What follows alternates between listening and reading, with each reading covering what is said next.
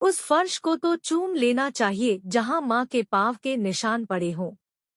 कुछ दिन पहले एक परिचित के घर गया था। जिस वक्त घर में मैं बैठा था, उनकी मेड घर की सफाई कर रही थी। मैं ड्राइंग रूम में बैठा था। मेरे परिचित फोन पर किसी से बात कर रहे थे। उनकी पत्नी चाय बना रही थी। मेरी नजर सामने वाले कमरे तक गई, जहां मेड फर्श पर पोछा लगा रही थी।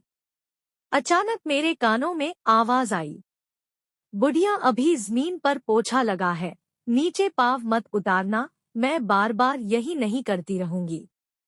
मैंने अपने परिचित से पूछा, माँ कमरे में है क्या? हाँ। जब तक चाय बन रही है, मैं माँ से मिल लेता हूँ। हाँ हाँ, लेकिन रुकिए, अभी अभी शायद पोछा लगा है, सूख जाए फिर जाइएगा। क्यों? गीला है तो मेड दोबारा लगाएगी, नहीं लगाएगी तो थोड़े निशान रह जाएंगे फर्श पर, क्या फर्क पड़ेगा?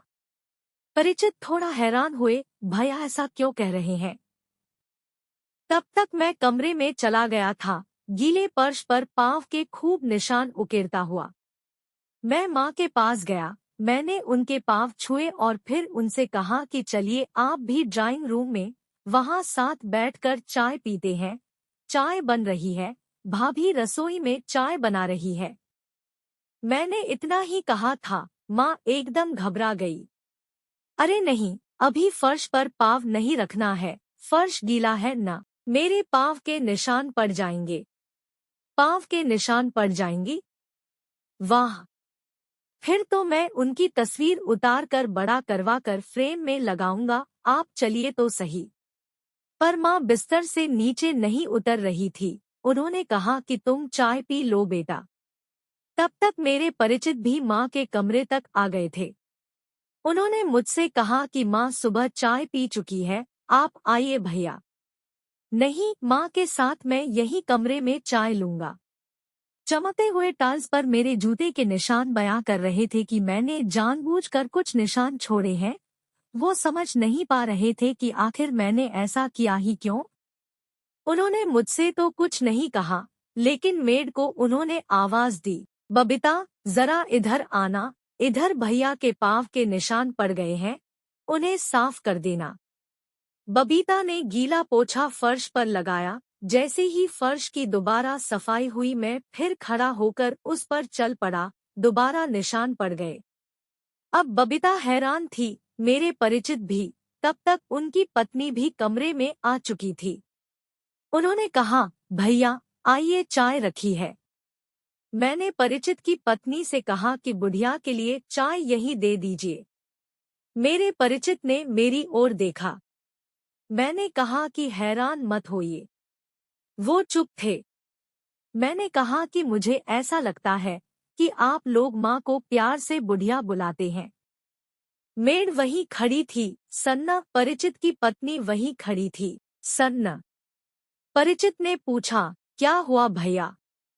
हुआ कुछ नहीं, मैंने खुद सुना है कि आपकी बबीता माँ को बुढ़िया कहकर बुला रही थी। उसने माँ को बिस्तर से उतरने से धमकाया भी था। यकीनन काम वाली ने माँ को बुढ़िया पहली बार नहीं कहा होगा, बल्कि वो कह भी नहीं सकती उन्हें बुढ़िया। उसने सुना होगा बेटे के मुंह से, बहू के मुंह से, बिना सुने वो नहीं कह सकती थी। जाहिर है आप लोग प्यार से माँ को इसी नाम से बुलाते होगे, तभी तो उनसे कहा। पल भर के लिए धरती हिलने लगी थी। गीले फर्श पर हजारों निशान उभर आए थे। मेरे परिचित के छोटे छोटे पाँव के निशान वहां उभरे हुए हैं। बच्चा भाग रहा है, माँ खेल रही है बच्चे के साथ साथ। एक निशान, दो निशान, निशान ही निशान। माँ खुश हो रही है। बेटे के पाँव देखकर कह रही है, देखो तो इसके पाँव के निशान। बेटा इधर से उधर दौड़ रहा था, दौड़ता जा रहा था पूरे घर में। बुढ़िया रो रही थी, बहू की आंखें झुकी हुई थी, बबीता चुप थी। भैया गलती हो गई, अब नहीं होगा ऐसा। भैया बहुत बड़ी भूल थी मेरी। मेरे परिचित अपनी आंखें पोंछ रहे थे। मैं चल पड़ा, सिर्फ इतना कहकर कि आंखें ही पोंछनी चाहिए, उस फर्श को तो चूम लेना चाहिए जहां माँ के पाँव के निशान पड़े हों।